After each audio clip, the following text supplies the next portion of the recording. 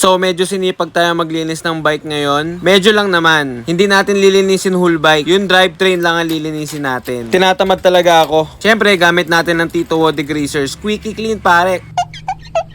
So pipisikan at bababaran lang natin ng Tito Wo degreaser yung mga parts na madalas gamit sa mga rides natin. Tulad ng drivetrain. After 2 to 3 minutes ng babad ng degreaser, pinasadahan ko agad ng detailing brush. De, joke lang, brocha lang yan.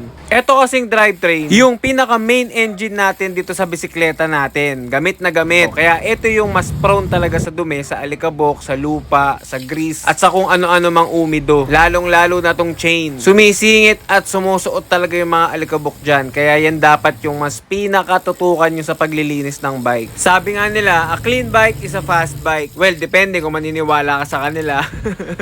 Nga pala guys, after ko banlawan yung drivetrain, pinapatuyo ko po siya gamit ang basahan. Pinupunasan ko. Yan, tulad yan. Okay na tayo yan. Clean na yan. So, ito yung resulta ng Tito Wo degreaser natin. O, diba? Order ka na, Paps. PM lang. Tsaka nyo siya a-applyan ng lube or wax. Depende yan sa gusto nyo. Pero ang ginagamit ko dito sa gravel is yung wax. Kasi sayang naman yung pagkabili ko. Hindi nagagamit. Ubusin na lang muna natin bago tayo bumili ng lube. Pagka-apply ko ng wax, kinakalat ko po yan sa kaset. Pero hindi naman kailangan yun, guys, ha? Nakasanayan ko na kasi to noon pa. Wala lang. Hindi ko alam kung bakit. Hindi ko na maiwasan. So, yun lang naman. Sa mga gusto umorder ng degreaser, PM lang po kayo sa akin. Ito po yung price list natin. I-PM nyo po yung exact address at contact number nyo. Maraming salamat, guys. Ingat kayo palagi.